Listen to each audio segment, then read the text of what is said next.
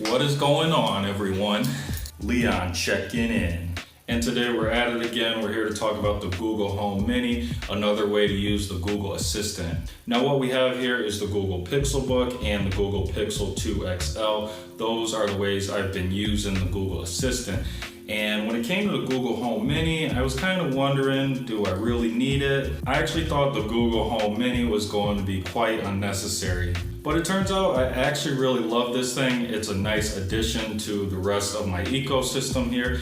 And we're gonna go over the unboxing, how to set this up, and some cool things it does. Now before we go any further, I do have a little disclaimer that I like to throw in the video, and that is my channel's not sponsored. I'm not sponsored by any of the products or services in these videos.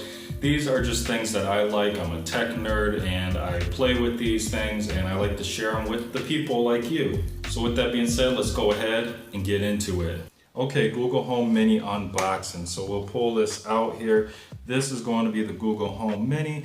As you can see, it's got a donut shape to it. Now I actually went with this unit over the standard Google Home because obviously this is shorter and it's got that donut shape to it. It's just more modern looking, minimalist. Doesn't really have many things going on here, just clean looking. Now on this unit, we've got the charge port here. Unfortunately, it's not USB-C, it's the older standard. And then we have a mic button here that could be toggled off or on. And that's probably to turn off the mic for the Google Assistant so it's not listening. The mic's off.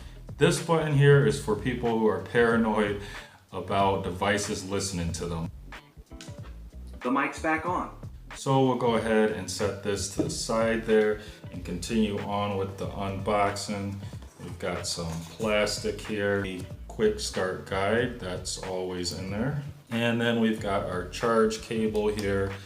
This is going to be a pretty long cable. Now it looks like this part's actually hardwired into the part that goes into your wall outlet.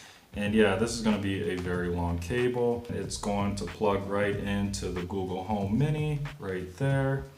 And the thing I hate about the older style charge cables is you have to make sure it's the right side up. But there you go. This is all that comes in the box. So let's go ahead and talk about setting it up. All right, so let's talk about places where we could put a Google Home Mini. And really the limit is your imagination. But as you can see, we're in the bathroom right now. And I like this location. It's probably one of my top spots because you'll go into the shower or maybe you'll be doing something in the mirror and you could just ask the Google Assistant to play some music for you. This is a perfect spot for doing just that. Now there are several places to put a Google Home Mini in a kitchen. Now I went over here, which is close to my sink, right by my dishwasher, or over here right by my stove. This will be a good spot also. Another good spot to put a Google Home Mini would be on a desk along with your other accessories. Not only this, but when you're getting some work done, it's good to have your personal assistant handy. Okay, so setting up the hardware for the Google Home Mini is going to be as easy as it possibly can be. We're just going to take the outlet plug and plug that right in, and then the Google Home Mini will light up just like this.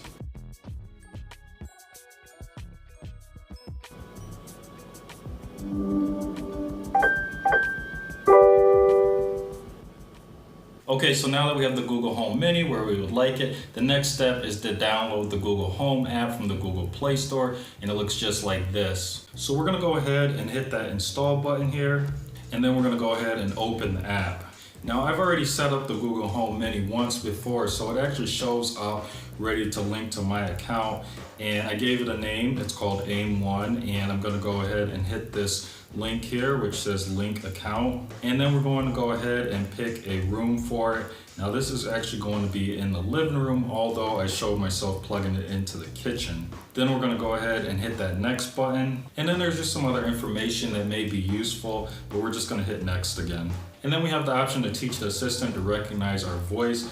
And I do want to do that, and I recommend it because then it'll know what your voice sounds like.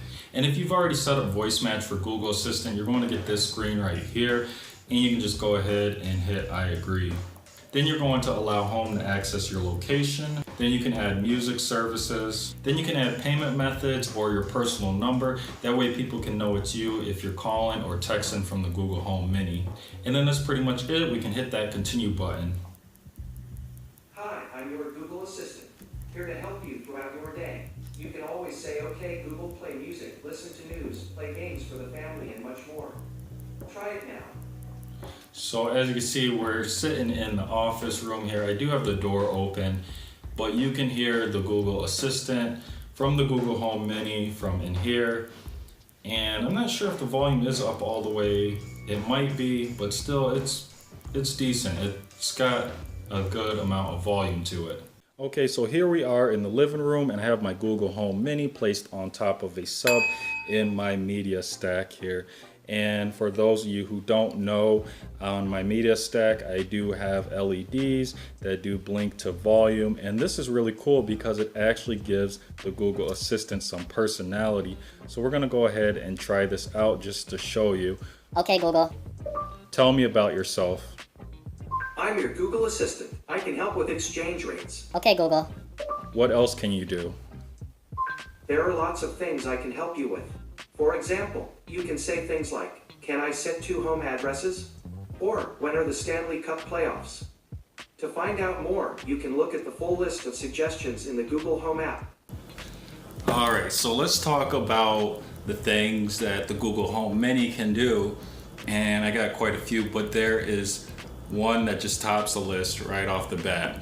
And that is anyone who has ever misplaced their phone. You've always had somebody call it for you, but sometimes you don't have somebody, and the Google Home Mini can fix this problem. Okay, Google. Where's my phone? I found a few phones. The first listed is a Huawei Nexus 6P. Should I ring it? No. How about the Google Pixel 2 XL? Yes. Alright, your phone should be ringing now. And there we go. My phone is ringing. It's found. It actually rings it. And when I find it, I just have to tap the screen and it turns it off. Awesome feature there. Okay, so the next thing we want to talk about is music. And that's because I play quite a bit of music on the Google Home Mini. Now, before we do that, we want to make sure the volume is all the way up so you can hear what this sounds like. Okay, Google. Increase the volume to 100%. Okay, Google. Play AES Dana radio. Sure, check out this AES Dana radio mix on Google Play Music.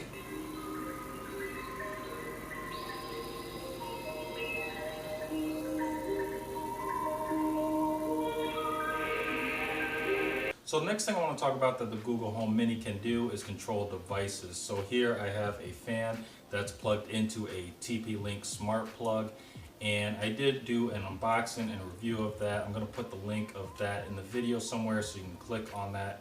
And then I also have a TP-Link smart bulb that's in the kitchen over the kitchen sink there, and I did an unboxing and review of that as well. But both of these devices we can control through the Google Home Mini. So let's go ahead and try it out. Okay, Google. Turn on the living room fan. Okay, turning the living room fan on.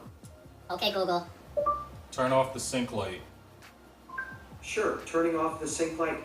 The next thing we can do is check which devices are turned on or off with the Google Home Mini. And this is perfect if you've already left the house and you're unsure. I've been in this situation, I've done this, and it's just good to know.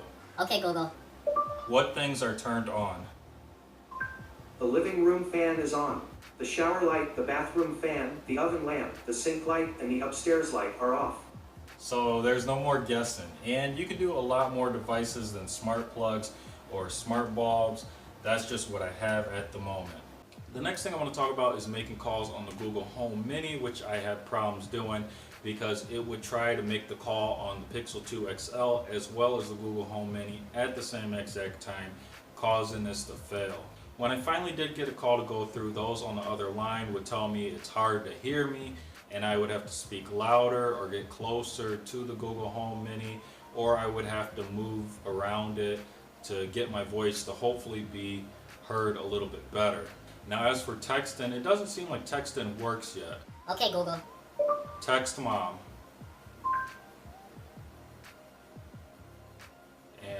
happen. So we don't get anything. Earlier I tried this and it said something like it can't perform this function right now or something. Now it's texting mom on my other phone. So as you can see, this causes some problems every now and then. But Do you want to send it or change it? no, I don't know if it's sending or not. I better go check. Okay, no problem. Alright, so it's not perfect. As you can see, I'm kind of glad that that happened, just to demonstrate to you that sometimes things do happen. But regardless, that is pretty much it for this video. If you enjoyed it and found it useful, make sure you leave a like. If you have any questions or comments, as always, drop those below. I'll do my best to answer those as soon as possible. If you wish, follow me on Instagram at PixelsCrack. I post a lot of information there before I actually post videos, and just little things here and there to share with my viewers.